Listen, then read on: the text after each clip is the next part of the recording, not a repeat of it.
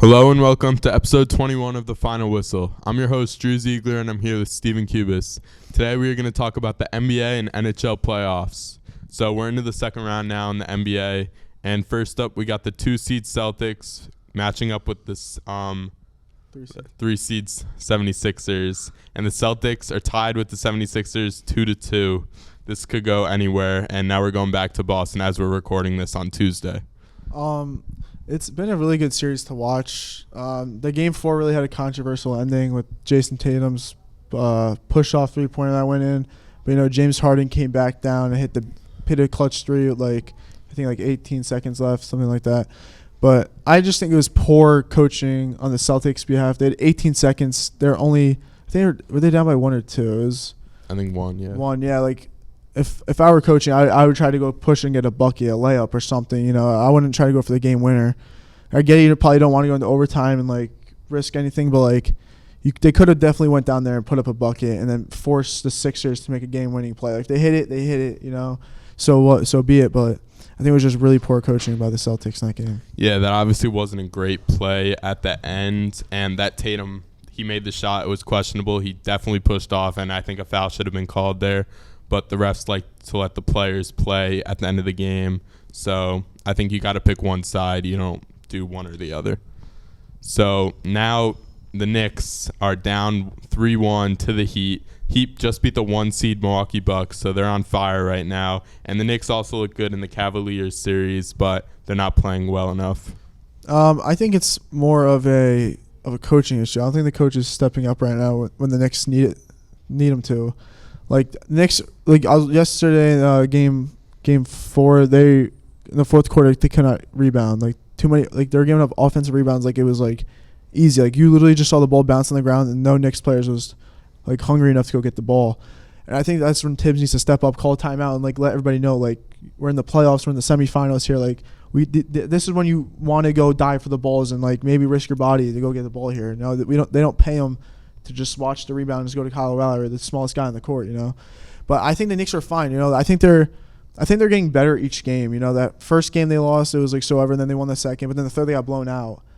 But I think yesterday they had Jimmy Butler on the court, and it showed the Knicks can battle, but definitely rebounds are killing them. Rebounds were the Knicks' strong thing against the Cavs, and the Cavs had a bigger team than the Knicks did, but I think the Knicks can clean up the rebounds, get more rebounds. It gives them more opportunities to go score, and that's what they need. Yeah, the big problem for the Knicks has been the rebounds, obviously, and they have not been making their three-pointers as the Heat have been.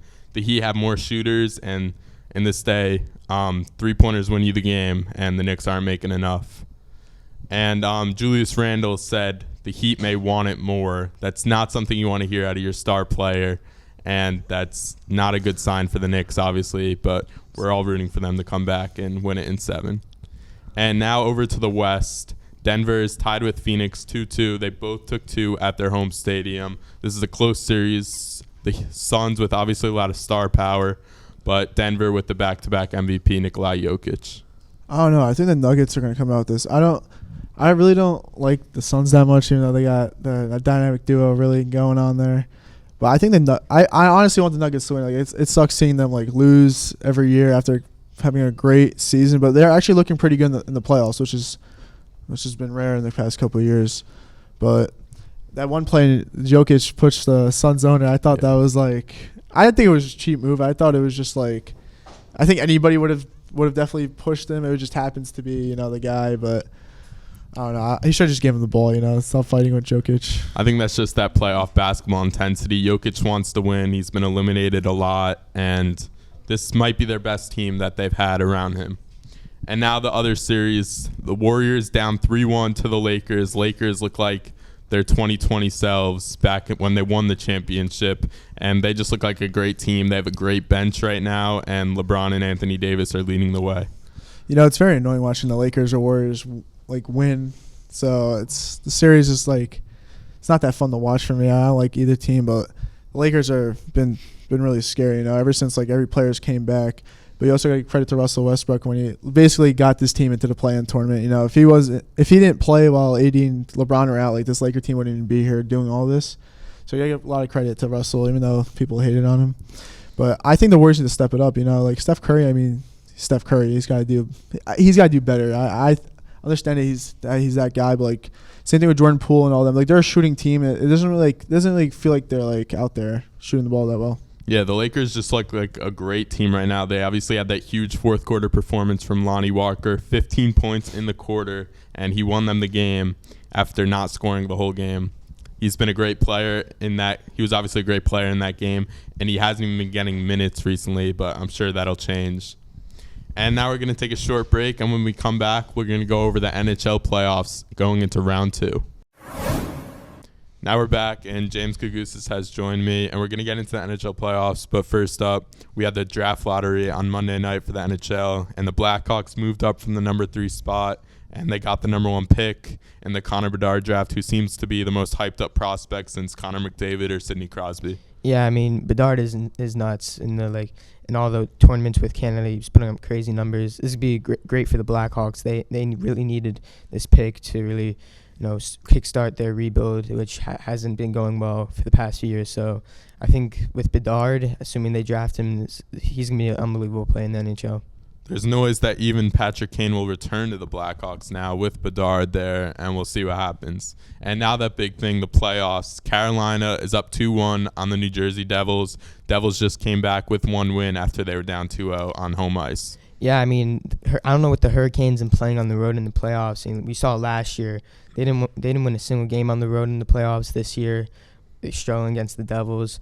I still think the Hurricanes are still going to win the series just because, the Devils' defense isn't good at all. They still won the game, but they still gave up 4 goals, which isn't good at all. So I think the Hurricanes, they'll rebound, and I think they'll win. The Devils, obviously, they scored 8 in that last game. That should get you the win. And Jack Hughes, just superstar. And they also brought up his brother, Luke Hughes, to play in that game. And they both look great, and that seems to be the future of the New Jersey Devils is the Hughes family. And now a surprising series. Florida already has a surprise. They squeaked out and beat Boston, supposedly the best team of all time possibly.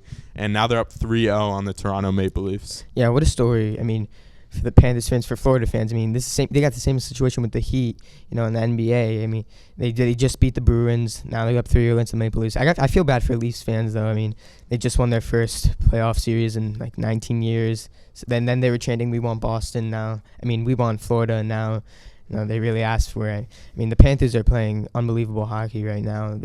Even though they're the low seed, I think they could really make a run for the cup finals. They're just playing as a team, and it doesn't really matter how you play in the regular season. As long as you show up in the postseason, I mean, you can win. You can do anything in the postseason. Anything happens in the postseason. That's what NHL playoff hockey is all about. These teams come out of nowhere, and they could just make a run, and they get hot in the playoffs. That's what it's all about.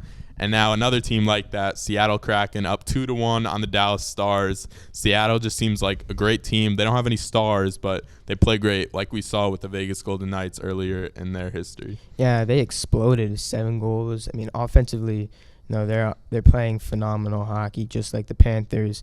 I mean, when you come out and you beat the defending champs in 7 games on the road, I mean, you got to feel good about yourself. And the Kraken, they're definitely playing confident. They're playing free. They don't really look nervous at all in the playoffs. So, they're playing really good right now. Yeah, Jordan Eberle has been scoring in almost every game. And the Stars, they have a lot of star power, but they're not doing enough in this. And now the last game in the West, Edmonton have 1 win, Vegas Golden Knights with 2 wins. And this seems to be a close series. Vegas just lost their goalie, though. He got hurt in that game despite with the win. Yeah, Brossoit getting injured. I mean, that could be really, really important for the Oilers to maybe come back. Even though they're down 2-1, I think now the Golden Knights, their goalie's out. I think the Oilers are going to come back. I mean, goalie's the most important position on the ice. And when you don't have your starter, we've seen it before where the backup comes in, and plays lights out. But I mean, that doesn't happen often with the Oilers and their offense. I mean, they got one of the best offenses in the league. I think because the Knights are losing their starting goaltender, I think the Oilers are going to come back in the series and win in 6, I think. Oilers, obviously, with McDavid and Draisaitl, not much else, but Vegas Golden Knights, they traded for a goalie at the deadline and Jonathan Quick, and they have Logan Thompson, so they've got a lot of depth there, and that will come into play in this series. And I think this is the best series. These are the two best teams, I think, in the West. Also, you can make an argument with Carolina and New Jersey, and this will be fun to see what happens. And that's going to do it for us on episode 21 of The Final Whistle. We'll see you for episode 22 next week.